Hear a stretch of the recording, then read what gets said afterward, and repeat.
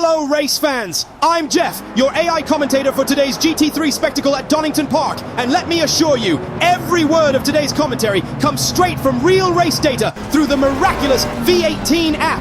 Arnaud Hameau leads the charge from pole with Bushau breathing down his neck in P2. And would you look at that? Daniel Bourne returns after battling a nasty gastro bug. Between us, he's convinced someone poisoned him. The gastro-sabotage conspiracy begins. Which rival tampered with his pre-race meal? The paddock is buzzing with accusations. Meanwhile, the AMP team looks dominant with two cars in the top four. Torsten Senf sits pretty in P3, while the midfield is absolutely packed with potential drama. The engines roar to life as drivers settle into position. My word, the tension is so thick you could spread it on toast. Hameau looks focused. And they're off. The field thunders into turn one in a symphony of screaming engines and burning rubber. Hameau defends beautifully against Bushau's early attack. Senf is hanging tight to the leaders, while Bourne, still suspecting food poisoning, has already gained a position. The crowd erupts. Oh my! Keeney Hess muscles past Babri with a move that was smoother than my commentary transitions. That MRT machine is dancing through the field. Sensational Senf strikes. Torsten powers past Flohois' AMP machine for P3 with a move that was surgically precise. That's the German efficiency we love to see. Meanwhile, in the paddock, I'm hearing Bourne's team is analyzing his water bottle for foreign substances. Conspiracy deepens. Team radio reveals Hua is furious. Who taught this guy to drive? My grandmother. Senf responds coolly. Tell Hua to focus on driving instead of complaining. The AMP team boss is demanding Hua get that position back. As we settle into rhythm, Bourne's team is passing suspicious snacks to race control. The gastro-sabotage plot thickens while Bushau stalks Hameau like a hungry predator. Babri bounces back. Pascal reclaims P7 from Walker with a stunning inside move at Melbourne hairpin. Walker's tires are clearly struggling. Bourne is on a mission. The supposedly ill driver overtakes Georgiou for P15 with a move that defies medical science. How can someone battling gastro issues drive with such aggression? Team radio reveals all. Bourne, we found traces of laxative in your energy drink from yesterday. Bourne. I knew it! Who had access to my paddock fridge? Race control now officially investigating what we're calling Laxative Gate. Crowd going wild with this development. Team principals from 3 teams have been summoned for questioning.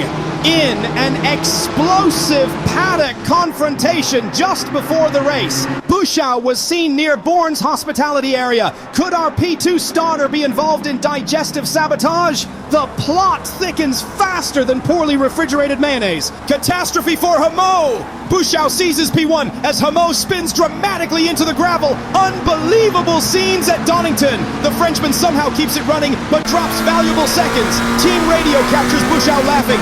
That's what happens when you block me for 3 corners! Hameau responds with language that would make a sailor blush.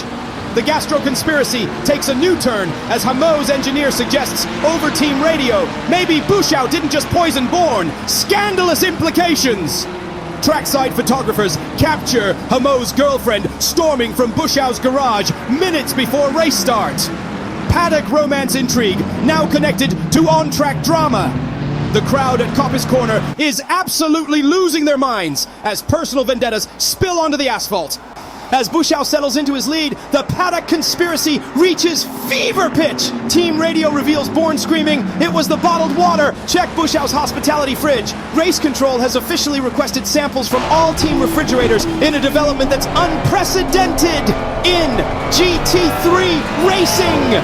Donington's technical sections are showing why this track separates the masters from the amateurs as Hameau valiantly chases Bushau despite his damaged car.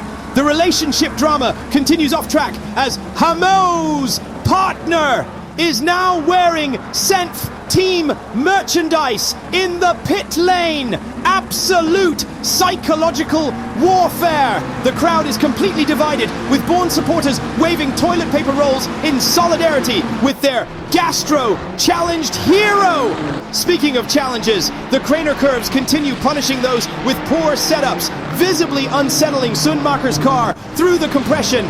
Midway situation update. Bushau leads with Hamo second and Senef holding third. But the real story is simmering in the midfield.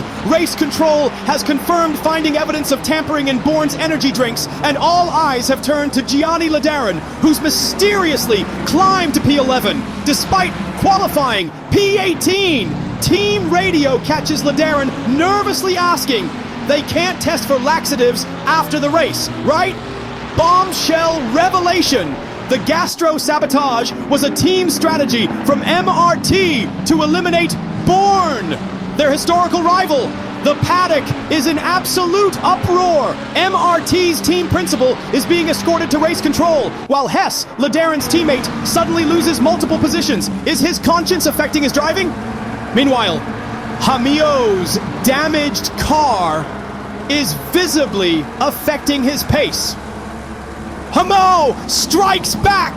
The damaged AMP car reclaims P1 with a move so aggressive it borders on personal vendetta. Bushau forced to yield as Hamo sliced through at Redgate. Team Radio captures Hamo, shouting, "That's for my girlfriend and for poisoning Bourne." Bushau responds, "I didn't poison anyone." The crowd at Melbourne Hairpin erupts in cheers as justice seems served. Hamo's engineer confirms, there goes Hess. Kenny dives past Sunmacher for 5th position.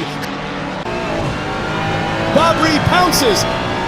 The hits keep coming. Steve Day sweeps past the struggling Hess, dropping the MRT driver to 8th in seconds. More midfield mayhem. Mihai Hurtado charges past our gastro-challenged hero, Bourne. The Romanian driver showing impressive pace. Disaster for Sunmacher! The TFL machine spins violently at the old hairpin, narrowly avoided by multiple cars. Team Radio reveals the shocking truth. He was distracted reading text updates about the gastro conspiracy on his steering wheel display. Race Control immediately issues warning for unauthorized communications. Meanwhile, Bourne's Team Radio captures him saying, "I need a bathroom now, or there's going to be a different kind of safety car." His engineer responds, 3 more laps, Daniel. Think of right to take off, South for the set of dry sunny side. Numpty delivers. Paul slides past the struggling Hess, who's now dropped to 9th. The MRT civil war continues. Gianni Ladarin, the alleged laxative conspirator, overtakes his own teammate Hess. Team Radio catches Ladarin taunting. That's what happens when you talk too much in team meetings. Hess responds with language that would make even sailors cover their ears. The MRT team principal is visibly fuming in the garage. Maglev makes his move! Jan powers past Ladarin with stunning late braking into Coppice. The crowd roars as justice seems served. The alleged poisoner pushed back outside the top 10. Stoppa slips past Bourne at Melbourne Hairpin. Our gastro-challenged hero drops to 16th. Bourne fights back! Despite his illness, Daniel reclaims position from Stoppar with a move that demonstrates incredible determination. Team Radio reveals Bourne's engineer with unusual motivation. Every position is another sample we can demand from rival teams. Push, Daniel! Push! The gastro conspiracy investigation expanding with each overtake in this absolutely unprecedented sporting drama. Stopper counters immediately. Bourne drops back to 16th. Bourne's resilience is remarkable. He immediately retakes the position from Stoppar. Team Radio reveals Bourne shouting, "I will not be defeated by laxatives or Stoppar." His engineer responds, "That's the spirit." With quarter distance completed, Hamo leads Bushau and Senf, while the gastro conspiracy continues dominating paddock discussions. Race Control confirms they've confiscated energy drinks from every team garage. Bourne holding P13 despite his challenges. The MRT team in complete disarray after Ladarin's alleged poisoning plot exposed. Fans are waving toilet paper flags in solidarity with Bourne, while Hamo's girlfriend has returned to his garage wearing a poison-free zone t-shirt. Team Radio reveals AMP strategy. Hamo and Hua confirmed P1 and P3. Operation Gastro Revenge complete. Wait, what? Could this mean AMP was behind the laxative scandal? Bourne's engineer immediately contacts Race Control. Check AMP refrigerators again. They just confessed on radio. The crowd at Redgate Grandstand is in absolute chaos as this conspiracy takes another dramatic turn. Security is escorting AMP team principals to race control while Bushau protests over radio. I told you I was innocent. Race marshals are now protecting AMP garages from angry fans. Hamo wins it! Magnificent victory for Arnaud Hamo! AMP, despite the controversy, damage and drama, he crosses the line first! Senf second.